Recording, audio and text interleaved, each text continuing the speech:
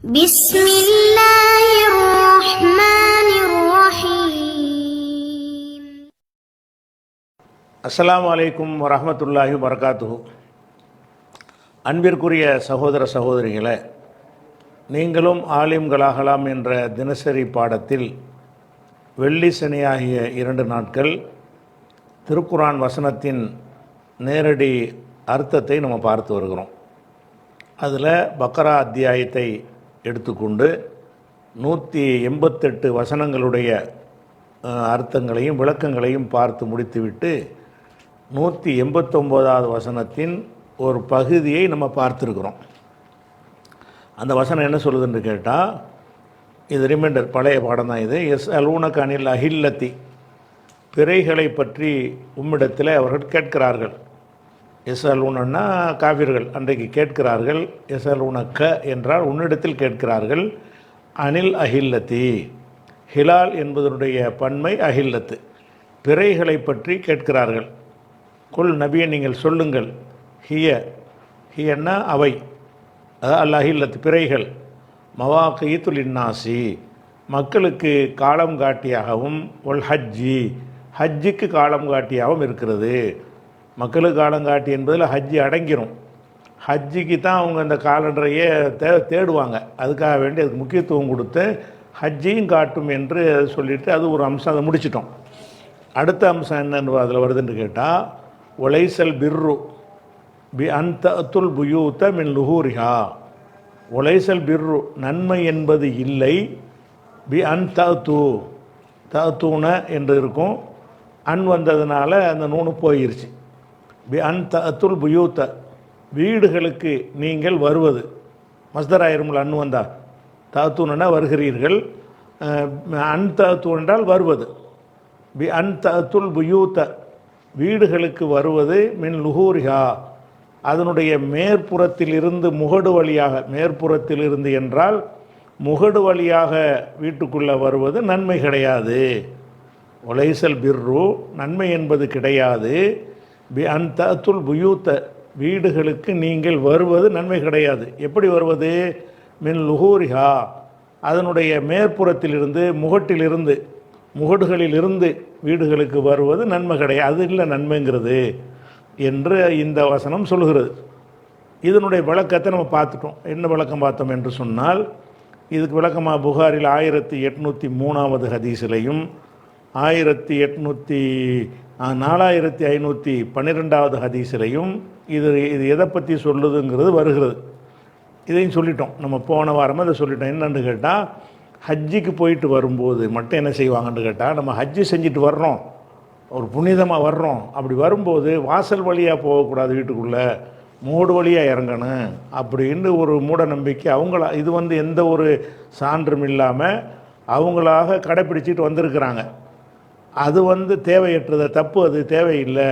வாசல் வழியாக போனால், வாசல் தானே வீடு போகிறதுக்குரிய முறையாக தானே. ஒரு வீட்டுக்கு வாசல் இருந்தால் அதன் வழியாகத்தான் உள்ளே போகணும்.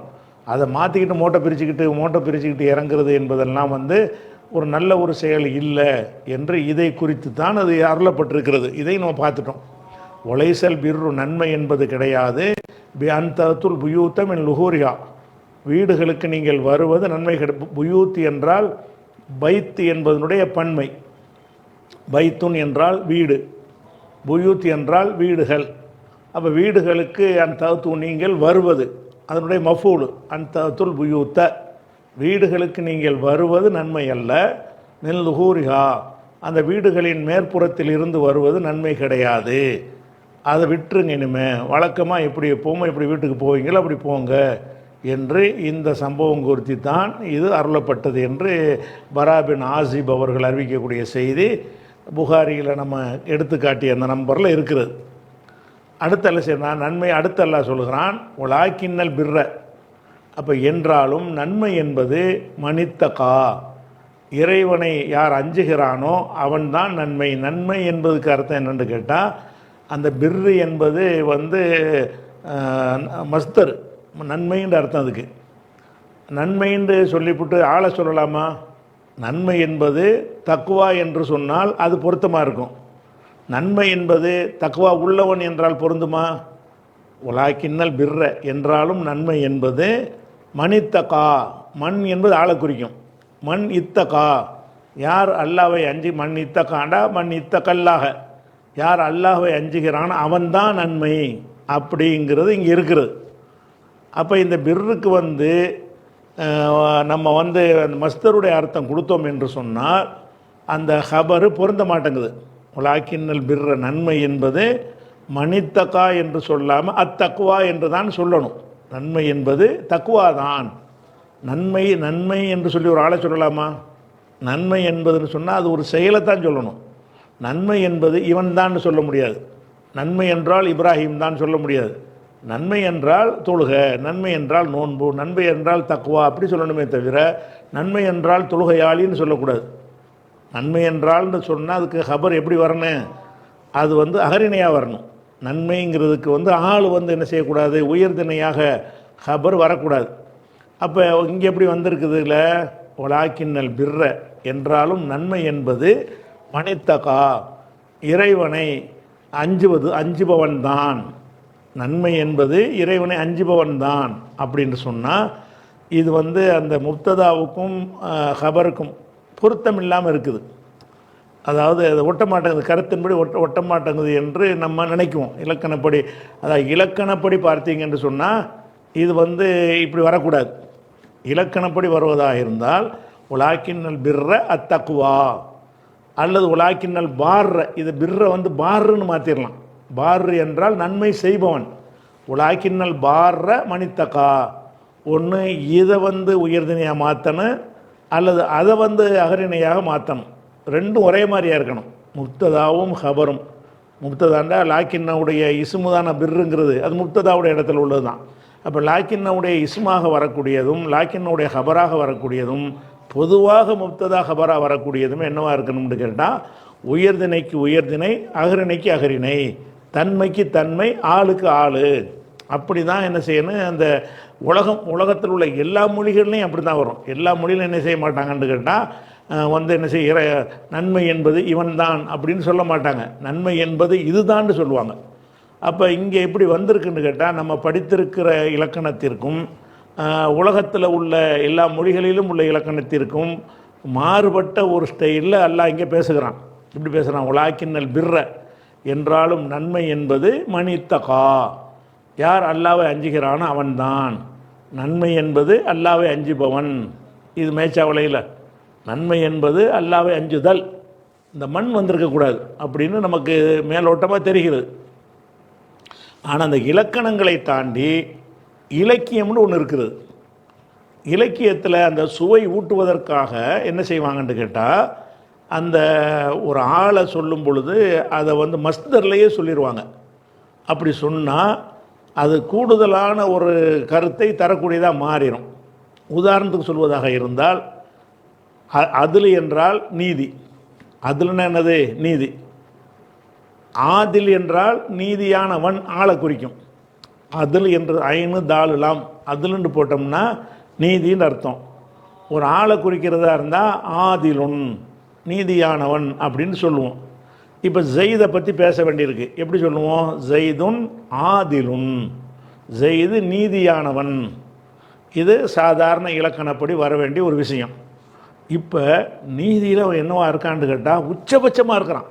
ஜெய்துங்கிறவன் நீதியாளன்லாம் அவனை சொல்ல முடியாது, அவன்தான் நீதியே அப்படின்னு சொல்வதாக இருந்தால் அதில் என்ன வரும்னு கேட்டால் நீதியிலே உச்சமான ஒரு இடத்துல அவன் ஜெய்து இருந்தான் என்று சொன்னால் ஜெய்துன் அதுலுன், ஜெய்து தான் நீதி. நீதின்றால் அவன் தான், நீதி செலுத்துறவன் கிடையாது, நீதின்றாலே அவன் தான் அப்படின்னு சொல்வதற்குள்ள இலக்கியத்தில் கவிதைகளில் அது கூடுதல் கருத்தை தருவதற்காக வேண்டி இந்த இலக்கண விதிக்கு முரணாக இலக்கிய விதி அடிப்படையில் பேசுவாங்க.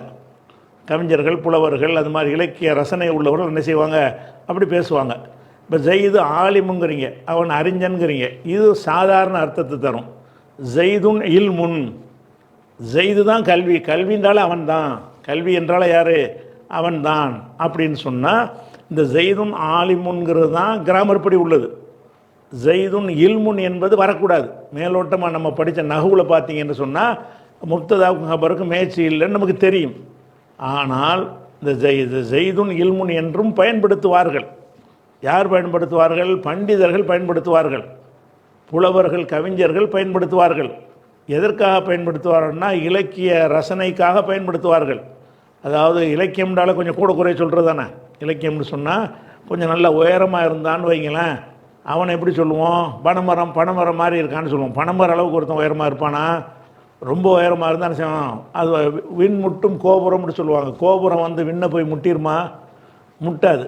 இருந்தாலும் என்ன செய்கிறது, அந்த கோபுரம் ரொம்ப உயரமாக இருந்தால் விண்முட்டும் கோபுரங்கள். அப்போ இலக்கியம் என்பது வந்து இருப்பதை கொஞ்சம் மெருகூட்டி சொல்வதற்கு பெயர் தான் இலக்கியம் என்பது. அப்போ இலக்கியங்கிற ஒரு வகையில் குர்ஆனில் பல வசனங்கள் வருகிறது. அந்த மாதிரியான வசனத்தில் உள்ளதாகத்தான் இது அமைந்திருக்கிற. எப்படி உலாக்கின்னல் பிர்ர, நன்மை நன்மை நன்மை என்பதை இரையச்சம் உள்ளவன் தான். அப்போ இரையச்சம் உள்ளவன் நன்மை செய்கிறவன் இல்லை, அவன் தான் நன்மையை. இரையச்சம் உள்ளவன் இருக்கிறான அவன் தான் நன்மையை அப்படிங்கிற ஒரு இலக்கியமான ஒரு அர்த்தம் அதில் இருக்குது. அப்போ இதில் என்ன செய்யணும்னு கேட்டால் உலாக்கின்னல் பிர்ர என்றாலும் நன்மை என்பதே மனித்தகா, இறைவனை அஞ்சுபவன் தான். அப்போ இறைவனை அஞ்சுபவனை வந்து நன்மையுடைய ஒரு வடிவமாக ஆக்கி விடுவது. ஜெய்து என்பவனை நீதியின் வடிவமாக ஆக்கி விடுவது, ஜெய்து என்பவனை இல்முடைய வடிவமாக ஆக்கி விடுவது. அப்படி ஆக்கி விட்டோம் என்று அப்படி ஆக்கி சொல்ல நினைத்தால் எப்படி சொல்லுவாங்கன்னு கேட்டால், இஸ்முல் ஃபாயிலா சொல்கிற இடத்துல மஸ்தரா சொல்லி விட்ருவாங்க. இஸ்முல் ஃபாயிலா சொன்னால் சாதாரண அர்த்தம். அதை இஸ்முல் ஃபாயிலை எடுத்துகிட்டு மஸ்தரா சொன்னீங்கன்னு சொன்னால் அது வந்து எதுக்குரிய அர்த்தம்? அது வந்து ரொம்ப உயர்தரமான அர்த்தமாயிரும். பெரிய அநியாயக்காரன் இருக்கிறான்னு வைங்கள, அவன் அநியாயக்காரன் யார்? ஜெய்தும் லாலிமுன். ஜெய்து அநியாயக்காரன், ஒரு அநியாயக்காரன், அவ்வளோதான். ஜெய்தும் துல்முன்கிறோம், ஜெய்து இருக்கான அவன் தான் அநீதி அப்படின்னு அர்த்தம். அநியாயக்காரன்லாம் கிடையாது, அநீதினால இவன் தான் ஆளை. அநீதிக்கு ஒரு வடிவம் கொடுத்தா இவனை தான் கொடுக்கணும் அப்படின்னு சொன்னோம்னா ரொம்ப ரொம்ப அநியாயக்காரன் அர்த்தமாயிரும்.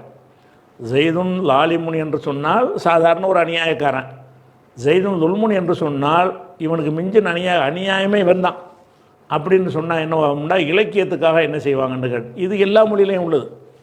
எல்லா மொழிகளையும் இலக்கியத்துக்காக என்ன செய்வாங்கன்னு கேட்டால், இந்த மாதிரி வந்து மிகைப்படுத்தி மிகைப்பட கூறுதல் இருக்குல்ல, அது மாதிரி செய்வாங்க. அது அந்த அடிப்படையில் தான் இந்த உலாக்கின்னல் பிர்ரன் இலக்கணத்துக்கு மாற்றமான அல்ல பேசலாம். இலக்கணத்துக்கு மாற்றமாக இலக்கிய நோக்கம் இருந்தால் பேசலாம். அதில் அது மாற்றமாக பேசுகிறதுல ஒரு கூடுதல் கருத்து இருந்தால் அது ஓகே போயிரும்ல. அது மாற்றமாக சொல்வதனால என்ன செய்வாங்க, கூடுதல் கருத்து வந்துடும். அது கூடுதல் கருத்துங்கிறது என்னென்னு கேட்டால் வந்து உதாரணமாக வந்து ஒரு கூடுதல் இலக்கியம்னு சொன்னால் என்னென்னு கேட்டால், ஒருத்தனுக்கு வந்து ஒரு வள்ளலாக இருக்காண்டு வைங்க. வள்ளல்னு சொன்னால் அது வந்து சாதாரண ஒரு அர்த்தமாயிரும். இந்த வள்ளல் என்பது என்ன செய்வாங்கன்னா, அவனே தான் வள்ளல் தன்மை, அவன் தான் கொடைன்றால் அவன் தான் அப்படின்னு சொன்னீங்கன்னா, அப்போ ஜெய்துன் ஜவாதுன்டா கொடை வள்ளல், ஜெய்துன் ஜூதுன் ஜெய்து தான் கொடை அப்படின்னா, இந்த கொடை தன்மைக்கு ஒரு உதாரணம் காட்டுவதாக இருந்தால் இவனைத்தான் காட்டலாம். ஒரு வடிவம் கொடுப்பதாக இருந்தால் இவனுடைய வடிவத்தை கொடுக்கலாம். அதான் ஒரு துறையில் ஒருவன் மிகைத்து நின்றான் என்று சொன்னால் அந்த துறையவே இவன் தான் ஆக்கி விடுறது. அது மாதிரி இவன் தான் திறமை, இவன் தான் அறிவு, இவன் தான் ஆற்றல், இவன் தான் நேர்மை, இவன் தான் ஒழுக்கம், இவன் தான் ஒழுக்கமானவன் சொன்னால் சாதாரண அர்த்தமாயிடும். ஒழுக்கம்னால இவன் தான். ஒழுக்கம் எப்படி இவன் ஆவான்னு கேட்டால் ஆக மாட்டான். கிராமர் படி ஆக மாட்டான். இலக்கியம் எப்படி ஆகுமா? இலக்கியம் எப்படி என்னவாயிரம்? அது அப்படி என்ன அர்த்தம்னு கேட்டால், ஒழுக்கத்தில் மிஞ்சி நிற்கிறான். மிஞ்சி நிற்கும்போது என்ன செய்வாங்கன்னு கேட்டால் மஸ்தரை யூஸ் பண்ணிடுவாங்க.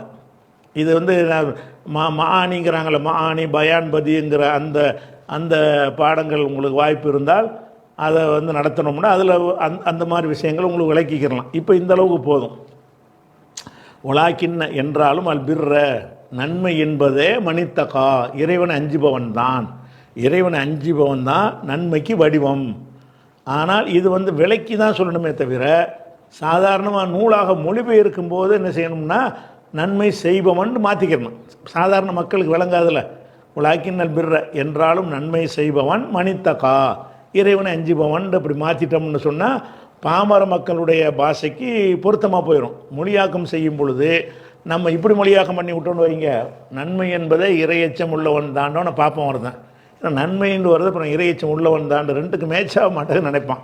அப்படியான மக்களை போய் சேருகிற ஒரு இடங்கள்ல என்ன செஞ்சிடணும், பர்ரு என்பதை பாராக நம்ம முடிவு எடுத்துக்கிறலாம்.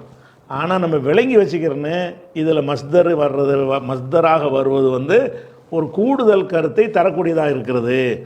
உலாக்கின் அல் பிர்ர மணித்தகா, உலாக்கின் என்றாலும் அல் பிர்ர நன்மை என்பது மணித்தகா, இறைவனை அஞ்சுபவன் தான். இறைவனை ஒருத்தன் அஞ்சு நடந்தான்னு சொன்னால் அவன் தான் நன்மை.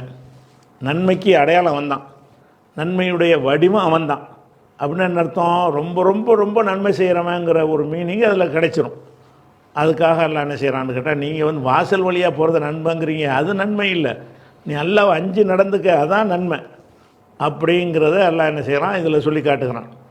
அடுத்து சொல்லுகிறான், வத்து நீங்கள் வாருங்கள் அல்லது போங்க, செல்லுங்கள், அல் புயூத்த வீடுகளுக்கு போங்கள், மின் அபுவாபிஹா அதனுடைய வாசல்கள் வழியாகவே நீங்கள் செல்லுங்கள், மேலேருந்து போக வேணாம். இனிமேல் இது வரைக்கும் அது நன்மை என்று நினைத்து கொண்டு செய்தீர்கள், அது வந்து ஒரு நன்மை இல்லை, வேற என்ன செய்யுங்க.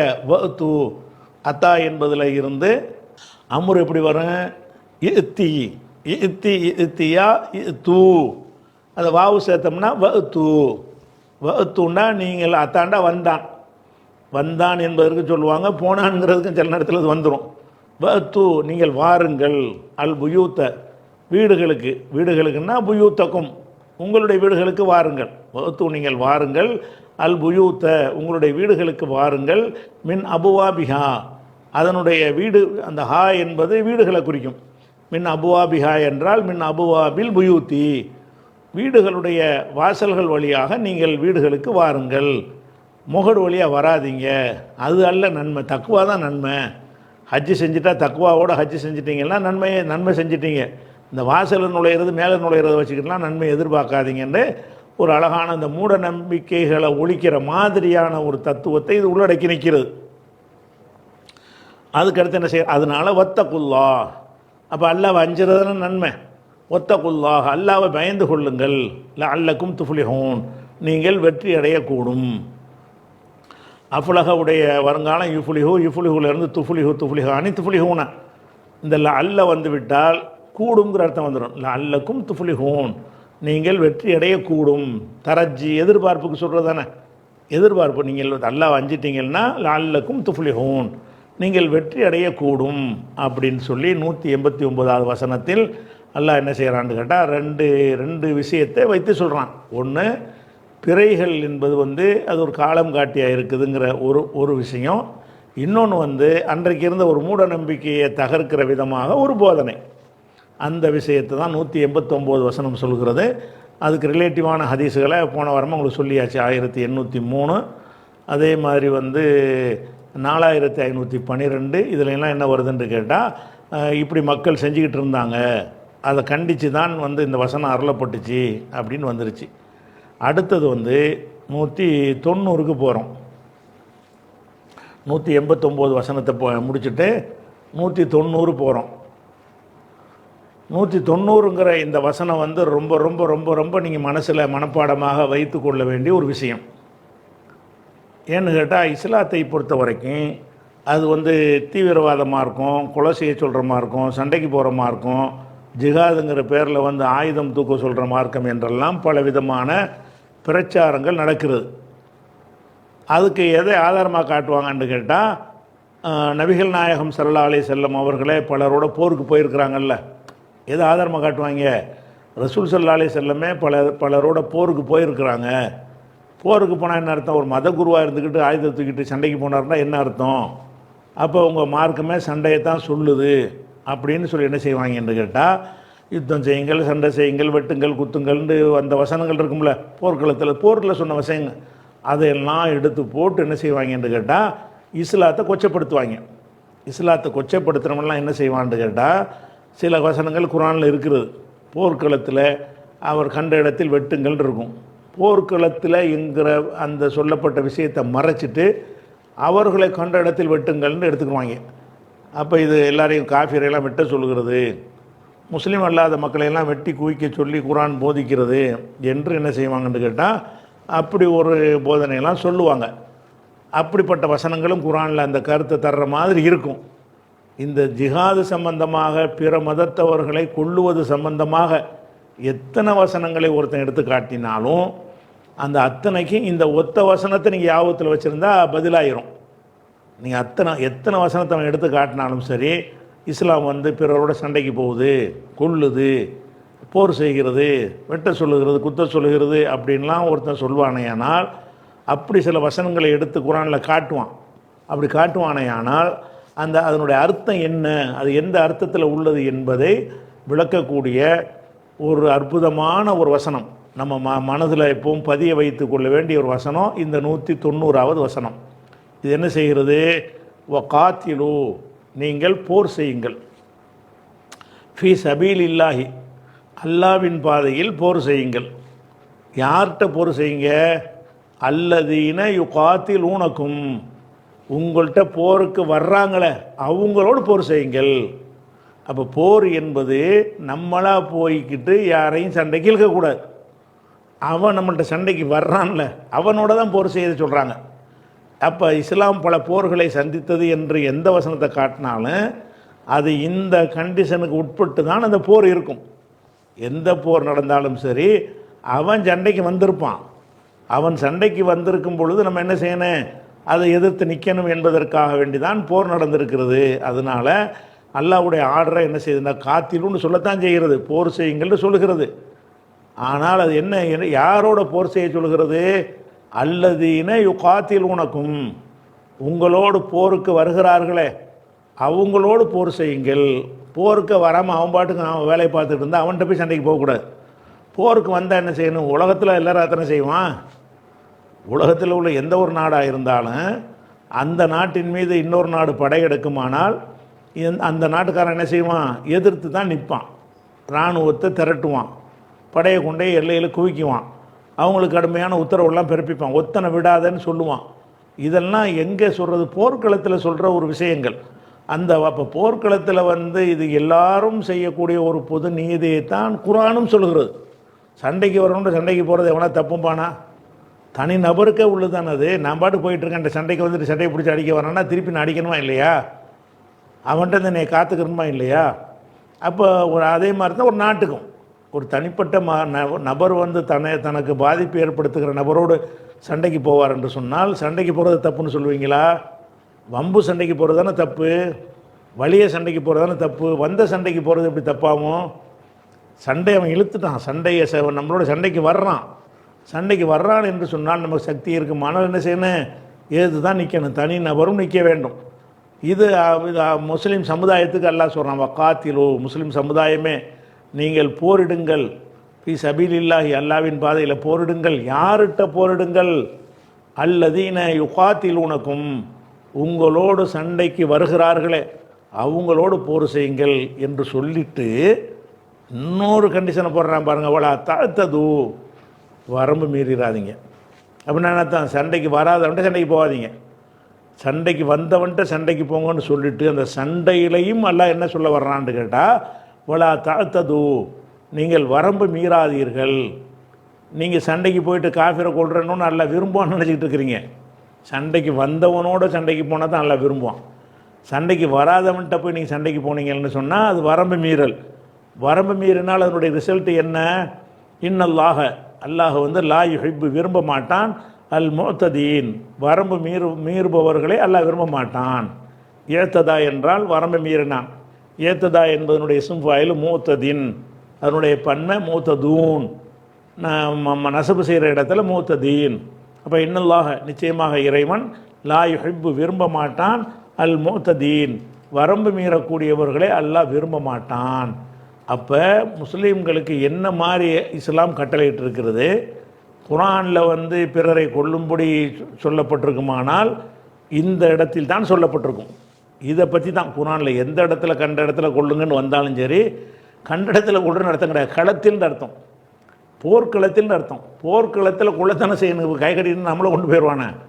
போர்க்களம் என்று சொன்னால் கண்டிப்பாக எதிரில் நிற்பவனை கொல்லுவதற்கு பேர் தானே போர்.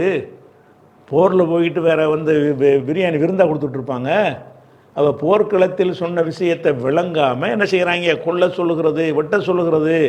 யாரப்பா சொல்லுகிறது? வரம்பு மீறக்கூடாதுன்னு சொல்லுகிறது. இப்போ காத்திலு நீங்கள் யுத்தம் செய்யுங்கள், போர் செய்ய இஸ்லாம் சொல்லுகிறது. யாரோடு போர்? காஃபிர்கிட்ட போர் செய்யுங்கன்னு சொல்லப்படுதா? எல்லா எதிரிகளையும் போய் எல்லா பிற மதத்துக்காரங்களையும் கொள்ளுங்கன்னு சொல்லப்படுகிறதா? இஸ்லாத்தில் இல்லாத யாராக இருந்தாலும் போய் போட்டு தள்ளுங்கன்னு சொல்லப்படுகிறதா? அதில் என்ன சொல்லப்படுது? அல்லது இணை யுகாத்திலுனக்கும், உங்களோடு யார் யுத்தத்துக்கு வருகிறார்களோ அவங்களோடு நீங்கள் போர் செய்யுங்கள் என்று சொல்லப்படுகிறது. அது மாத்திரம் இல்லாமல் இதை மீறாதீங்க. வலா தஅத்தது, இதுதான் எல்லை. எல்லை என்ன? சண்டைக்கு உரிய எல்லை என்ன? அவன் வந்தால் தான். அவன் சண்டைக்கு வரலன்னு சொன்னான், அப்போ போய் நீ சண்டைக்கு போனால் அதுக்கு பேர் என்னது? வரம்பு மீறுதல். வலா தஅத்தது, வரம்பு மீறாதீங்க தான் வரம்பு. வரம்பெல்லாம் போட்டான். சண்டைக்கு வந்தால் தான் சண்டைன்னு வரம்பு. வரம்பை மீறுறதுன்னு அர்த்தம் சண்டைக்கு வராதவன்ட்டு சண்டைக்கு போகிறது, அதான வரம்பை மீறுதல்ங்குது. அப்போ வலா தஅத்தது, நீங்கள் வரம்பை மீறி விடாதீர்கள். மீறினா என்ன ஆகும்? நீங்கள் போர் உசுரை கொடுத்து போர் செஞ்சீங்க நல்லா எடுத்துக்கிடுவானா இல்லை வெறுப்பானா? வெறுப்பான்.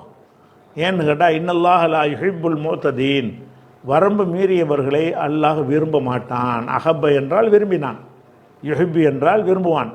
லா யுஹிப்புல் ஹிப்பின்னு போட்டுக்கிறாங்களா? சரி, லா யுஹிப்புல் முஅ்ததீன், அல்லாஹ் வந்து வரம்பு மீறியவர்களை என்ன செய்ய மாட்டான்? விரும்ப மாட்டான். அப்போ வரம்பு மீறவர்களை அல்லாஹ்வுக்கு பிடிக்காது அப்படிங்கிறது இதில் என்ன செய்கிறது? வருகிறது. அப்போ இன்னல்லாக, அப்போ இந்த ஒரு வசனம் அனைத்துக்கும் பதிலாக இருக்குது. எதுக்கு பதில்?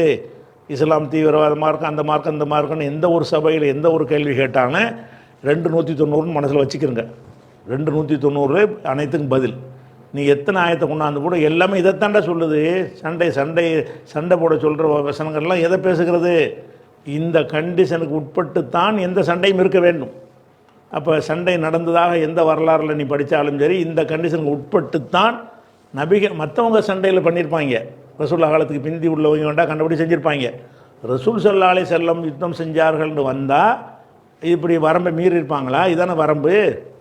வரம்பை மீறி வலிய சண்டைக்கு போயிருப்பாங்களா? வந்த சண்டையை போகாமல் இருக்கிறது வந்து ஒரு நாட்டு மக்கள் அழிக்கிறதா போயிருவேன். அவன் சண்டைக்கு வரான், நான் பாட்டு சும்மா இருந்தால் என்னையும் அழிச்சிட்டு என் மக்களையும் அழிச்சிட்டு போயிடுவானா இல்லையா? அப்போ அதுக்காக தான் நல்லா சொல்லி காட்டுறான். அப்போ திரும்ப ஒருக்கா பாருங்கள். காத்திலு, நீங்கள் போர் செய்யுங்கள், ஃபீ சபீலில்லாஹி, அல்லாவின் பாதையில், அல்லதீன யுகாத்தில், உனக்கும் உங்களோடு சண்டைக்கு வருகிறார்களே அவங்களோடு நீங்கள் போர் செய்யுங்கள். வலா தஅத்தது, வரம்பு மீறாதீர்கள். இன்னல்லாஹ லா யுஹிப்புல் முஅ்ததீன், வரம்பு மீறியவர்களை அல்லாஹ் விரும்ப மாட்டான். இது ஒரு விஷயமாச்சா? அதில் இன்னொரு விஷயம் இந்த வசனத்தில் இருக்குது. சண்டை செய்யுங்கள்ங்கிறதுல இந்த ஃபீ சபீலில்லான்னு ஒன்று தேவையே இல்லை. சண்டைக்கு வந்தவன்ட்ட சண்டைக்கு போ அப்படின்னு சொன்னாலேயே அது போதுமானதாக இருக்கும். ஆனால் அல்லாஹ் என்ன செய்கிறான்னா அதுக்கு மேலேயும் கொண்டாந்து இன்னொரு கண்டிஷனை போடுறான். நீங்கள் செய்கிற போர் அல்லாஹ்வின் பாதையில் இருக்க வேண்டும். அல்லாஹ்வின் பாதைன்னா என்ன அர்த்தம்? அல்லாஹ் எதையெல்லாம் உங்களுக்கு அனுமதித்திருக்கிறானோ அதற்கு உட்பட்ட பழியில் தான் நீங்கள் போர் செய்யணுமே தவிர அநியாயத்துக்கு போர் செய்யக்கூடாது. அநியாயம் செய்வது அல்லாஹ்வுடைய பாதை இல்லை. அப்போ பிறரை ஆதிக்கத்தில் அடிமைப்படுத்துவதற்கு செய்கிறது அது அல்லாஹ்வுடைய பாதையில் இல்லை. அல்லாஹ்வுடைய பாதையில் தான் அந்த போரும் நியாயமாக இருக்கணும். நீங்கள் போர் என்ன இருக்கணும்? போர் நியாயமாக இருக்கணும். சண்டைக்கு வர்றவனோட சண்டைக்கு போகணும். அதுவும் என்னவாக இருக்கணும்? நியாயத்திற்கு இருக்கணும். காத்திலு ஃபீ சபீலில்லாஹ், அல்லாவின் பாதையில் நீங்கள் அந்த போர் நடக்க வேண்டும் என்று அல்லாஹ் என்ன செய்கிறான்? இந்த 190வது வசனத்தில் 2வது சூறாவில் 190வது வசனத்தில் அல்லாஹ் சொல்லி காட்டுகிறான். அப்போ இந்த ஒரு வசனமாச்சா? அடுத்த வசனத்தை பாருங்கள். இது பாருங்கள், அந்த வசனத்தை விட்டுருவாங்க, இதை எடுத்து காட்டுவாங்க உங்கள்கிட்ட. எப்படி காட்டுவாங்க? வக்துலூஹும், அவர்களை கொள்ளுங்கள். ஆனால் 191 வசனத்தை உங்கள்கிட்ட எடுத்து காட்டுவாங்க. அதான் இஸ்லாம் இப்போ காஃபிரை கொல்ல சொல்லுதுன்னு சொல்லக்கூடியவன் பூரா எதை எடுத்து காட்டுவான்? 190 இவ்வளோ தெளிவாக இருக்கிறது. அதை சொல்லிவிட்டு தான் 191 இந்த விஷயம் வருகிறது. அந்த 190 மறைச்சிவிட்டு 191 மட்டும் ஒருத்தன் பார்த்தாண்டு வைங்களேன், இது காஃபிரெல்லாம் கொல்ல சொல்லுன்னு தான் விளங்கிக்கிடுவான். அப்படி தான் விளங்கிக்கிட்டாங்க. இதில் என்ன வருது? வக்துலூஹும், அவர்களை கொல்லுங்கள். அவர்கள்டா யார்? அவர்கள்னா காஃபிர்கள் மாய்வான். அவர்கள்னா யாரை பற்றி பேசிக்கிட்டு வருது? சண்டைக்கு வர்றவனை பற்றி பேசப்படுது. வக்துலூஹும்னா சண்டைக்கு வர்றவனைன்னு அர்த்தம், காஃபிர்களின் அர்த்தம் கிடையாது. வக்துலூஹும் நாங்கள் வந்துருச்சுல, அல்லதீன யுகாத்திலூனக்கும் என்று முதல் வசனத்தில் வந்துவிட்டது. இரண்டு வந்திருக்கு.